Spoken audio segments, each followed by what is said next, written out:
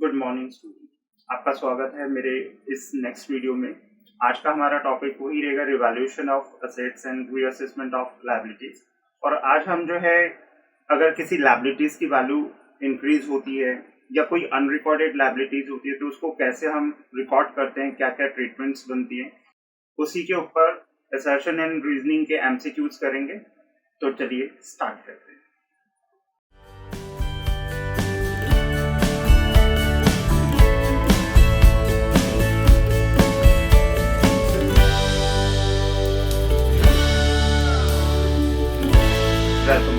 तो आज हम इस वीडियो में revaluation of assets and reassessment of liabilities में increase in the value of liabilities और अनरिकॉर्डेड लायबिलिटीज की कैसे ट्रीटमेंट करते हैं वो सीखेंगे। तो सबसे पहले बेटा हम increase in the value of liabilities की बात करेंगे। तो यहाँ पे बेटा पहले लायबिलिटी का जो आपको रूल है वो आपको पता होना चाहिए। लायबिलिटी का जो रूल होता है वो ये होता है कि अगर लायबिलिटीज घटती हैं तो उनको डेबिट किया जाता है और लायबिलिटीज अगर इंक्रीज होती हैं तो उनको क्रेडिट किया जाता है। Debit if decreases and credit if increases. तो यहाँ पर जो है आपको ये लायबिलिटीज का जो है रूल ध्यान रखना है। और वहीं पर रिवैल्यूएशन अकाउंट की बात आती है तो बेटा मैं पहले भी आपको समझा चुका हूँ कि रिवैल्यूएशन अकाउंट हमारा नॉमिनल अकाउंट होता है। और जहां तक नॉमिनल अकाउंट का हमारा रूल है वो यही है, debit all expenses and losses, credit all gains and incomes. तो रिवैल्यूएशन अकाउंट को जो है, अगर कोई भी ट्रांजेक्शन ऐसी होती है जिसकी वजह से नुकसान हो रहा है तो उसके लिए रिवैल्यूएशन अकाउंट हम डेबिट करते हैं। और वहीं पर अगर किसी भी ट्रांजेक्शन से बेटा गेन हो रहा है, हमें फायदा हो रहा है, तो रिवैल्यूएशन अकाउंट को हम क्रेडिट करते हैं। तो जहां तक increase in the value of liabilities की जर्नल एंट्री की बात है तो देखिए सिंपल सी बात है बेटा, लायबिलिटीज की वैल्यू बढ़ती है, ठीक है, तो ये हमारे लिए नुकसान है और इस नुकसान को फिर हम रिवैल्यूएशन अकाउंट के थ्रू रिकॉर्ड करेंगे। तो अब यहाँ पर जो है सीधी सी बात है, नुकसान है तो रिवैल्यूएशन अकाउंट हमारा क्या होगा, डेबिट होगा। और लायबिलिटीज क्योंकि इंक्रीज हो रही है तो इसलिए अब रूल के अकॉर्डिंग लायबिलिटीज को क्या करेंगे, हम क्रेडिट करेंगे। तो यहाँ पर जो हमारी जर्नल एंट्री है बेटा वो बनेगी रिवैल्यूएशन अकाउंट डेबिट और profit and loss adjustment account debit to liability account. तो ये जो हमारी एंट्री है बेटा ये increase in the value of liabilities का है। तो आइए हम एक एग्जांपल समझ लेते हैं। तो इस एग्जांपल में बेटा आपका जो बैलेंस शीट में है क्रेडिटर्स दिए हुए हैं 20,000 के, और नीचे इंफॉर्मेशन में हमें ये कहा गया है, it was found that there was a liability for ₹2,000 for the goods received but not recorded in the books. और करके बेटा इसको वो ऐसे भी कह सकता है, creditors were unrecorded to the extent of ₹2,000। तो यहाँ पर इस एडजस्टमेंट का जो नेट इफेक्ट है बेटा वो क्या है कि क्रेडिटर्स की वैल्यू बढ़ेगी या क्रेडिटर्स बढ़ेंगे। अब क्रेडिटर्स बढ़ते हैं तो लायबिलिटीज बढ़ेंगी, लायबिलिटीज बढ़ती हैं तो बेटा वो नुकसान होता है। तो जहां तक इसकी जर्नल एंट्री की बात आएगी बेटा, तो हमारी जो जर्नल एंट्री होगी वो होगी रिवैल्यूएशन अकाउंट डेबिट और profit and loss adjustment account debit to creditors account 2000 से। तो यहाँ पर जो हमें ध्यान रखना है बेटा वो यही है कि लायबिलिटीज की वैल्यू बढ़ रही है, क्रेडिटर्स की वैल्यू बढ़ रही है तो वो क्रेडिट होंगे, और क्योंकि लायबिलिटीज की वैल्यू बढ़ रही है तो उससे होने वाले नुकसान के लिए हम रिवैल्यूएशन अकाउंट या profit and loss adjustment account को डेबिट करेंगे। जहां तक इसके इफेक्ट्स की बात है बेटा, तो ये जो है रिवैल्यूएशन अकाउंट में आपका डेबिट साइड पे शो किया जाएगा। तो रिवैल्यूएशन अकाउंट में डेबिट साइड पे टू क्रेडिटर्स अकाउंट करके आपका 2000 आएगा, क्योंकि बेसिकली बेटा ऐसी ट्रांजेक्शन जिससे नुकसान होता है वो रिवैल्यूएशन अकाउंट में डेबिट में आती हैं। और फिर उसके बाद जब हम बैलेंस शीट की बात करेंगे नई फर्म की, तो उसमें क्रेडिटर्स इंक्रीज होकर 22,000 के हो जाएंगे। तो पहले वो 20,000 के थे, अब वो 22 के दिखाए जाएंगे। तो ये जो एग्जांपल था बेटा ये हमारी increase in the value of liabilities का एग्जांपल था। अब इसके बेस पर जो हमारे कुछ एमसीक्यूज बनते हैं अब हम उसको डिस्कस कर लेते हैं।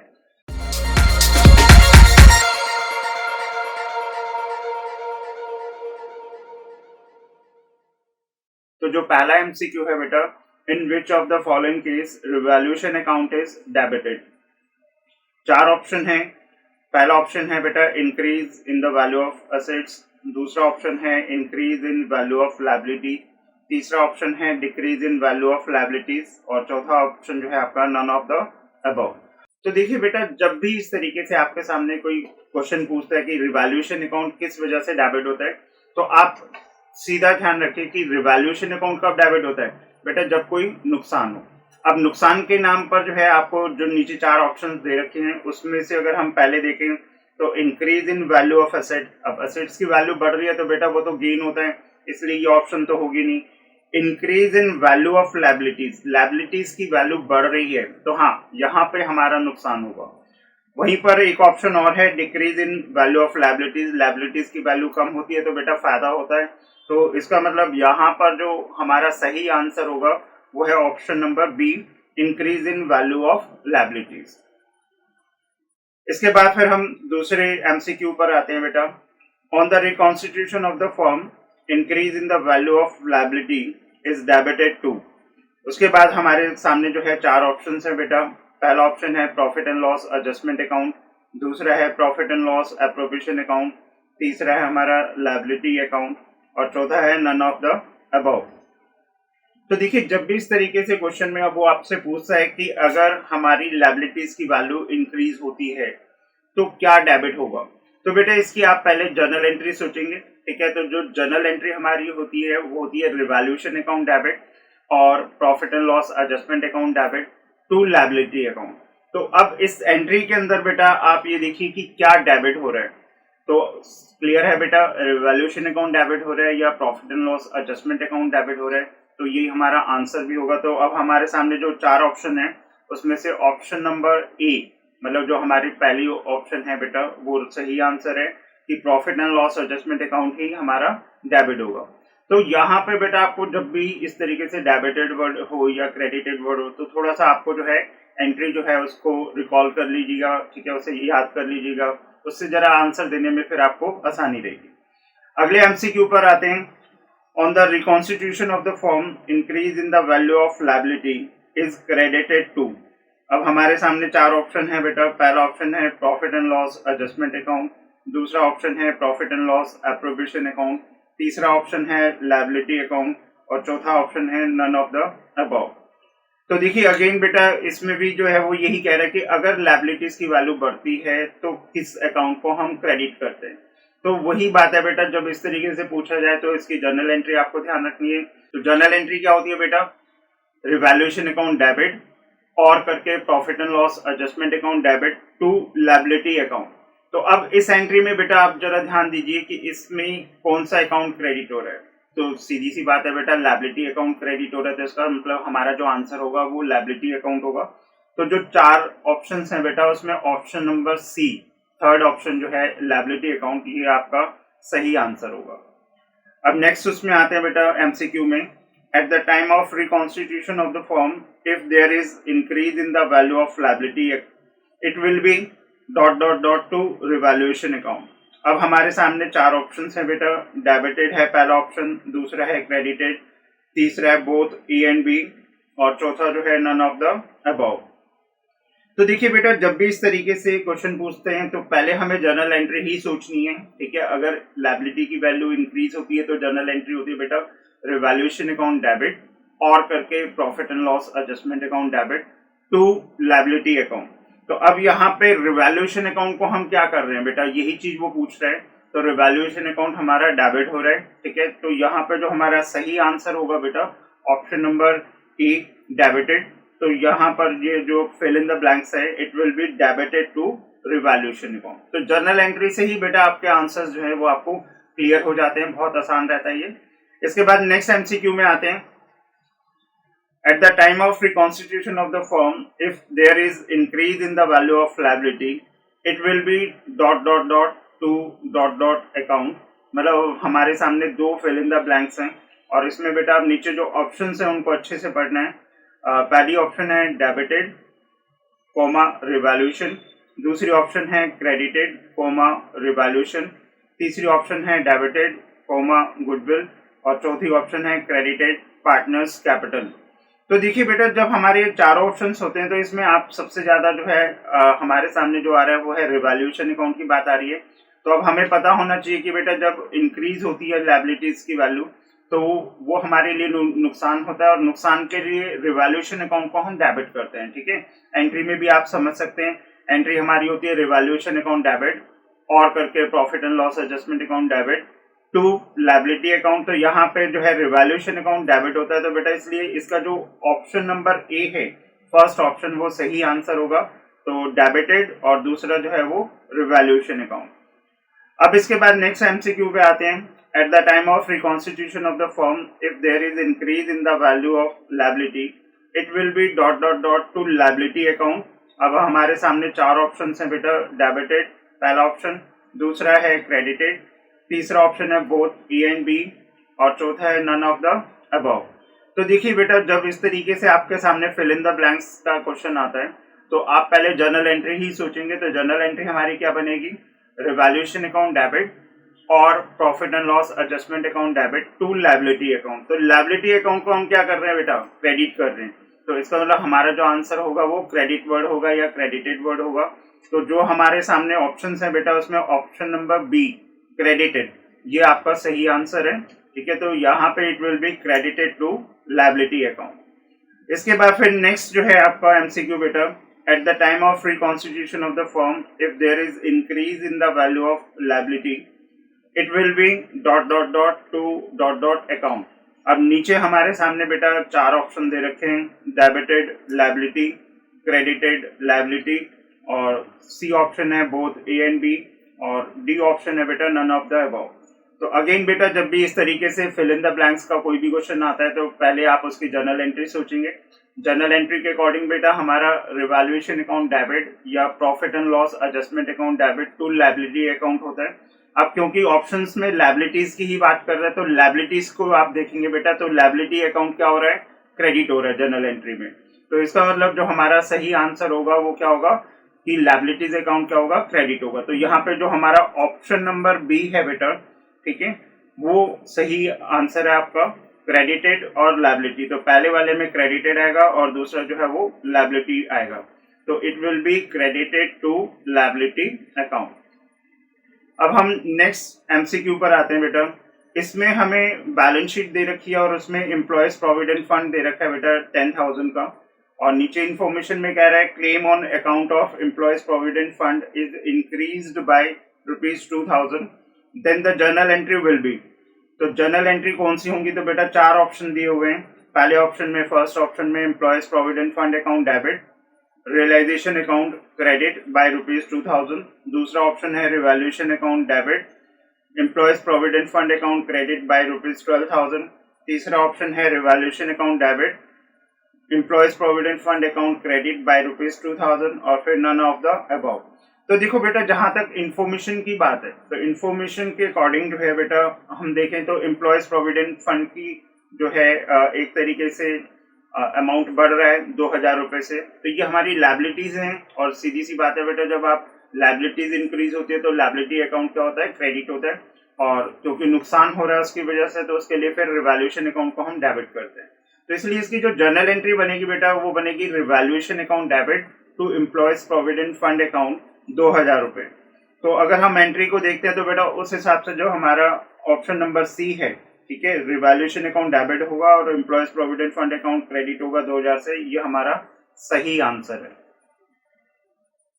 तो बेटा ये हमारे कुछ एमसीक्यूज क्वेश्चन थे। अब हम असर्शन और रीजनिंग के ऊपर जो हमारे कुछ एमसीक्यूज बनते हैं उनको स्टार्ट करते हैं।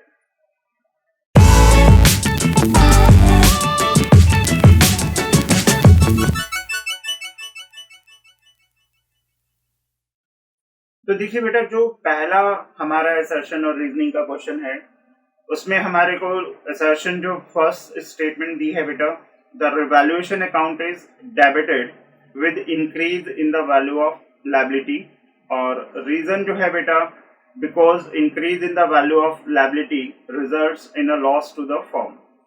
अब हमारे सामने बेटा वही 5 ऑप्शंस हैं, ठीक है। जो पहली ऑप्शन है उसमें हमें कह रहा है both assertion and reason are true and the reason is the correct explanation of assertion.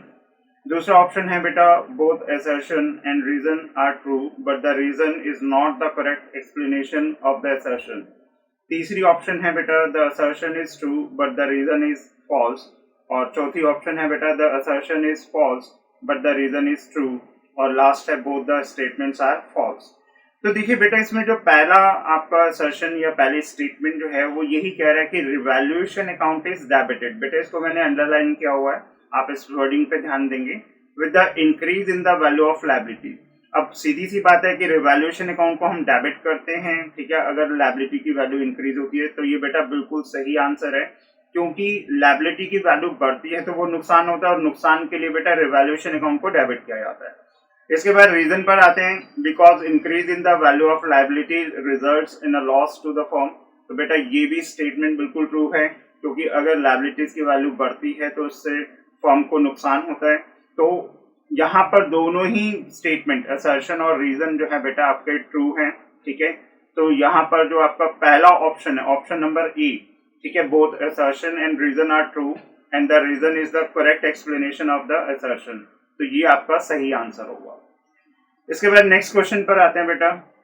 इसमें असर्शन आपकी दे रखी है, the revaluation account is credited with increase in the value of liability, और रीजन जो है increase in the value of liability is a loss to the firm.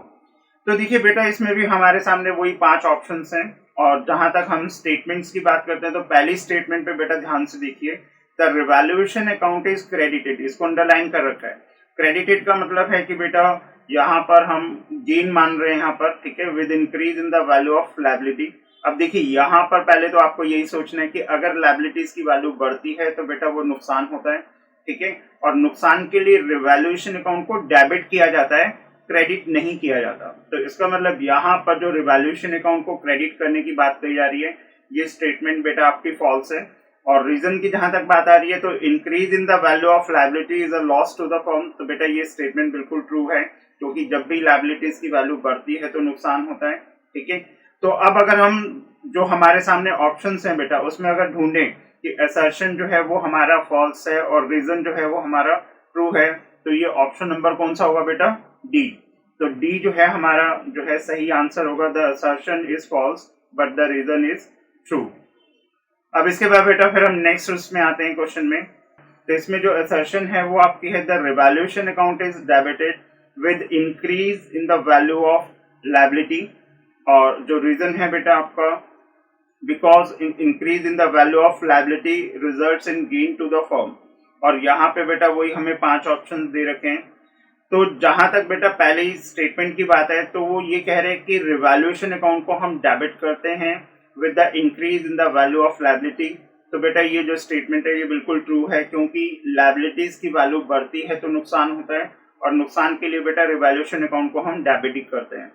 जबकि reason की बात आती है तो वहां पे हम देख रहे हैं कि भी increase in the value of liability results in gain to the firm.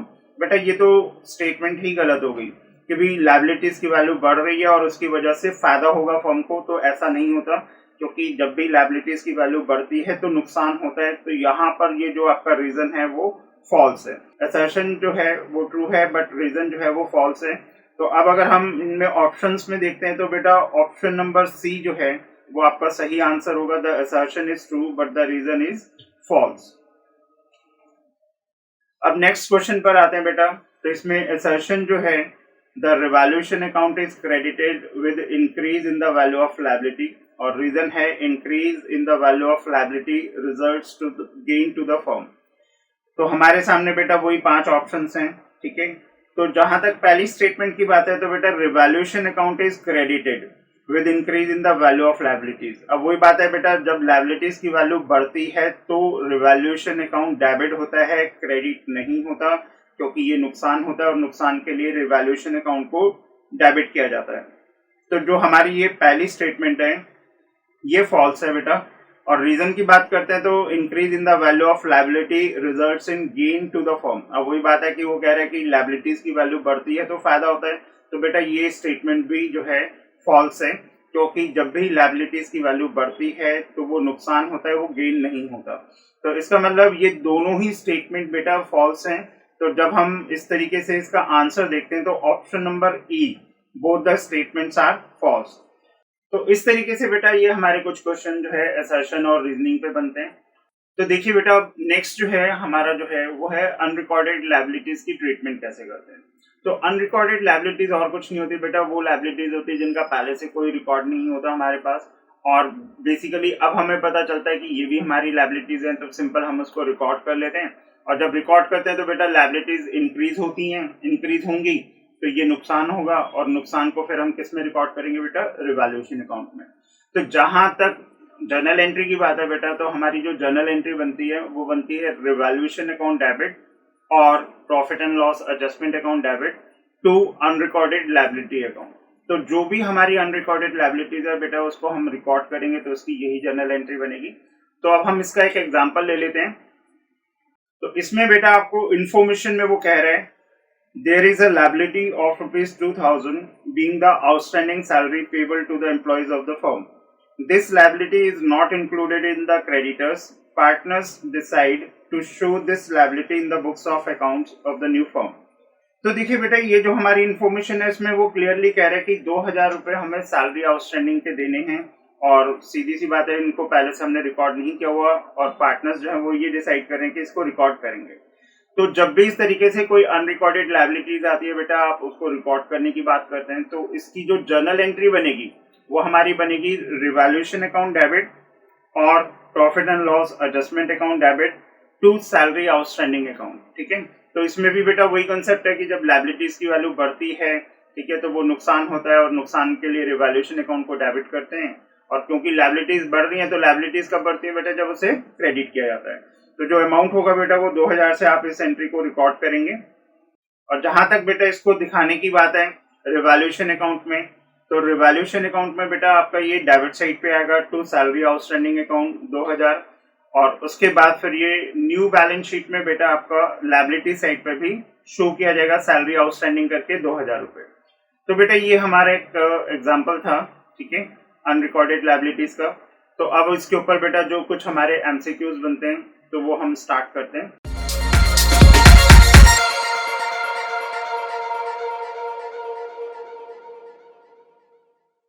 तो जो पहला एमसीक्यू है बेटा, in which of the following case revaluation account is debited. 4 options हैं बेटा हमारे पास। पहला ऑप्शन है for increase in value of asset, दूसरा ऑप्शन है फॉर रिकॉर्डिंग अनरिकॉर्डेड लायबिलिटीज, तीसरा ऑप्शन है बेटा decrease in value of liabilities, और चौथा है नन ऑफ द अबव।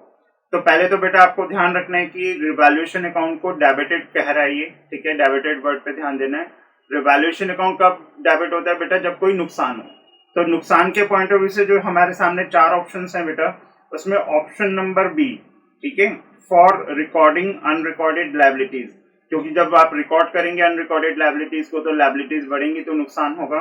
तो इसलिए बेटा ऑप्शन नंबर बी जो है वो इसका सही आंसर होगा, क्योंकि बाकी जो ऑप्शंस है बेटा आप उस पर ध्यान दे सकते हैं कि उसमें फायदा ही हो रहा है। जैसे for increase in the value of asset, assets की वैल्यू बढ़ती है तो बेटा वो तो फायदा होता है, और decrease in the value of liability, liability की वैल्यू घटती है तब भी फायदा होता है। तो यहाँ तो नुकसान की बात आपको सोचनी है, तो नुकसान जो है बेटा उसके लिए ऑप्शन नंबर बी जो है वो आपका सही आंसर है।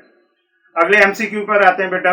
On the reconstitution of the firm for recording unrecorded liability is debited to. अब हमारे सामने 4 ऑप्शंस हैं बेटा। Profit and loss adjustment account पहला ऑप्शन, दूसरा है profit and loss appropriation account, तीसरा है लायबिलिटी अकाउंट, चौथा है नन ऑफ द अबव। तो देखिए बेटा जब इस तरीके से आपके सामने वो पूछता है कि कौन से अकाउंट को हम डेबिट करेंगे, ठीक है, फॉर रिकॉर्डिंग अनरिकॉर्डेड लायबिलिटीज, तो जहां तक जर्नल एंट्री की बात है बेटा, पहले आप जर्नल एंट्री को जो है ध्यान रखेंगे। तो जो जर्नल एंट्री होती है बेटा वो होती है हमारी रिवैल्यूएशन अकाउंट डेबिट और profit and loss adjustment account debit to unrecorded liability account. तो जहां तक एंट्री की बात है तो बेटा इसमें एंट्री में कौन सा अकाउंट डेबिट हो रहा है, देखिए जरा। हाँ बिल्कुल ठीक है बेटा, रिवैल्यूएशन अकाउंट डेबिट हो रहा है या profit and loss adjustment account debit हो रहा है, तो यही हमारा सही आंसर होगा। तो अब जो ऑप्शन नंबर ए है बेटा, profit and loss adjustment account, तो ये आपका सही आंसर है। उसके बाद फिर हम नेक्स्ट एमसीक्यू में आते हैं बेटा। On the reconstitution of the firm for recording unrecorded liability is credited to. 4 option है profit and loss adjustment account, दूसरा है profit and loss appropriation account, तीसरा है अनरिकॉर्डेड लायबिलिटी अकाउंट, और चौथा है नन ऑफ द अबव। तो देखिए वही बात है बेटा कि यहाँ पर भी जो है आपसे वही पूछा कि अनरिकॉर्डेड लायबिलिटीज हैं तो कौन से अकाउंट को हम क्रेडिट करेंगे। तो आप पहले बेटा जर्नल एंट्री सोचेंगे। तो जो जर्नल एंट्री होती है बेटा वो हमारी होती है रिवैल्यूएशन अकाउंट डेबिट और profit and loss adjustment account debit to unrecorded liability account. तो अब इस एंट्री में बेटा कौन से अकाउंट को हम क्रेडिट कर रहे हैं? अनरिकॉर्डेड लायबिलिटी को। तो इसका मतलब इसका आंसर जो होगा बेटा वो क्या होगा? Unrecorded liability. तो इस हिसाब से जो ऑप्शन नंबर सी है बेटा हमारा, ये अनरिकॉर्डेड लायबिलिटी अकाउंट आएगा। तो ऑप्शन नंबर सी जो है वो सही आंसर है। नेक्स्ट एमसीक्यू में आते हैं बेटा। At the time of reconstitution of the firm if there is unrecorded liability it will be dot dot dot to revaluation account. अब नीचे ऑप्शन है बेटा, पहला ऑप्शन है आपका डेबिटेड, दूसरा है क्रेडिटेड, तीसरा है बोथ ए एंड बी, और चौथा जो है नन ऑफ द अबव। तो देखिए बेटा, जब इस तरीके से बात आती है कि अनरिकॉर्डेड लायबिलिटीज को हम रिकॉर्ड करते हैं तो रिवैल्यूएशन अकाउंट को क्या करना है। अब नीचे हमारे जो ऑप्शंस दे रखे हैं, तो अब सीधी सी बात है, जब अनरिकॉर्डेड लायबिलिटीज होती है आप उसको रिकॉर्ड करते हैं तो लायबिलिटीज बढ़ती हैं तो बेटा उससे नुकसान होता है, और नुकसान के लिए रिवैल्यूएशन अकाउंट को हम डेबिट करते हैं। तो इसका जो सही आंसर होगा बेटा ऑप्शन नंबर ए होगा, डेबिटेड। तो यही आपका सही आंसर बनेगा बेटा। अब नेक्स्ट एमसीक्यू में आते हैं बेटा। At the time of reconstitution of the firm if there is unrecorded liability it will be dot dot dot to dot dot account. अब दो फिल इन द ब्लैंक्स हैं और बेटा हमारे सामने चार ऑप्शंस हैं। ऑप्शन नंबर 1 है डेबिटेड रिवैल्यूएशन, दूसरा है क्रेडिटेड रिवैल्यूएशन, तीसरा है डेबिटेड गुडविल, और चौथा है क्रेडिटेड पार्टनर्स कैपिटल अकाउंट। तो देखिए बेटा, जब भी इस तरीके से आपके सामने कोई एमसीक्यू आता है तो पहले तो आप ऑप्शंस में देखिए कि वो ज्यादातर किसके बारे में बात कर रहे हैं, रिवैल्यूएशन की बात कर रहे हैं। और अब हाँ, यहाँ पर आपको लॉजिकली थोड़ा सा सोचना पड़ेगा कि अनरिकॉर्डेड लायबिलिटीज को जब हम रिकॉर्ड करते हैं तो रिवैल्यूएशन अकाउंट बेटा वो डेबिट होता है। जर्नल एंट्री आपको जो है पता होनी चाहिए, जो हमारी जर्नल एंट्री होती है बेटा वो होती है रिवैल्यूएशन अकाउंट डेबिट और profit and loss adjustment account debit to unrecorded liabilities account. तो यहाँ पर डेबिट किसको किया जा रहा है? रिवैल्यूएशन अकाउंट को। तो इसलिए इस हिसाब से बेटा जो आपका ऑप्शन नंबर ए है, डेबिटेड और रिवैल्यूएशन, ये आपका सही आंसर होगा। इसके बाद फिर नेक्स्ट एमसीक्यू में आते हैं। At the time of reconstitution of the firm if there is unrecorded liability it will be dot dot dot to liability account. तो यहाँ पर बेटा हमारे सामने जो ऑप्शन है चार, पहला ऑप्शन है डेबिटेड, दूसरा है क्रेडिटेड, तीसरा है बोथ ए एंड बी, और चौथा है नन ऑफ द अबव। तो अगेन बेटा इस क्वेश्चन में जो है आपको जर्नल एंट्री रिकॉल करनी है। जर्नल एंट्री हमारी होती है रिवैल्यूएशन अकाउंट डेबिट और profit and loss adjustment account debit to unrecorded liability account. तो यहाँ पे अनरिकॉर्डेड लायबिलिटी अकाउंट को क्या कर रहे हैं बेटा? क्रेडिट कर रहे हैं। तो इसका मतलब यही आपका सही आंसर होगा। तो इस हिसाब से जो ऑप्शन नंबर बी है बेटा क्रेडिटेड, यही हमारा जो है सही आंसर है।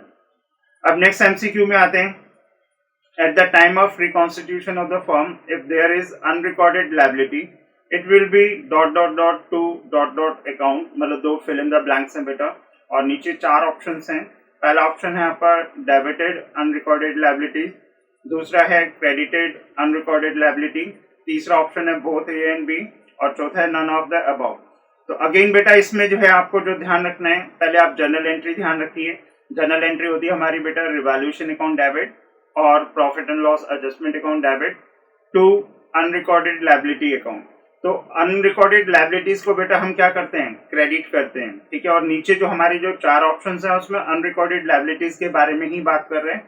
तो अनरिकॉर्डेड लायबिलिटीज को हम क्रेडिट करते हैं, तो बेटा इस हिसाब से जो हमारा ऑप्शन नंबर बी होगा क्रेडिटेड अनरिकॉर्डेड लायबिलिटी, ये हमारा सही आंसर होगा। नेक्स्ट बेटा एग्जाम्पल पर आते हैं। इसमें जो है हमें इंफॉर्मेशन दे रखी है सीधा, that there is likely to be claimed against the firm for damages for which a provision to the extent of ₹2000 is to be made, then journal entry will be. चार ऑप्शन है बेटा। Claim for damages account debit, realisation account credited by ₹2000, ये पहला option था। दूसरा option है revaluation account debit, claim for damages account credit by ₹12,000। तीसरा option है बेटा revaluation account debit, claim for damages account credit bye ₹2000, और चौथा है नन ऑफ द अबव। तो देखिए बेटा, जो हमारी इंफॉर्मेशन है उसी को आपको ध्यान से समझना है। वो ये कह रहा है कि हमसे कुछ डैमेजेस वगैरह हो गई हैं और उसकी वजह से हमें किसी को क्लेम देना पड़ेगा 2000 रुपए का, तो उसके लिए हमें प्रोविजन बना के चलना है। तो एक चीज आप ध्यान रखना बेटा, किसी भी नुकसान के लिए कोई भी आप प्रोविजन बनाते हैं, ठीक है, तो वो भी नुकसान नहीं होता है, और नुकसान के लिए रिवैल्यूएशन अकाउंट को हम क्या करते हैं बेटा, डेबिट करते हैं। और यहाँ पर जो हमारी जो जर्नल एंट्री बनेगी इसकी वो बनेगी revaluation account debit to claim for damages account 2000 का नुकसान हुआ है। तो इस हिसाब से बेटा जो एंट्री है वो हमारी ऑप्शन नंबर सी, ये ऑप्शन नंबर सी जो है हमारा सही आंसर होगा। Revaluation account debit claim for damages account credit bye ₹2000। तो बेटा ये कुछ हमारे एमसीक्यूज थे, ठीक है, इस अनरिकॉर्डेड लायबिलिटीज के ऊपर। और अब अनरिकॉर्डेड लायबिलिटीज पे बेटा कुछ हमारे असर्शन और रीजनिंग के एमसीक्यूज बनते हैं। तो चलिए स्टार्ट करते हैं।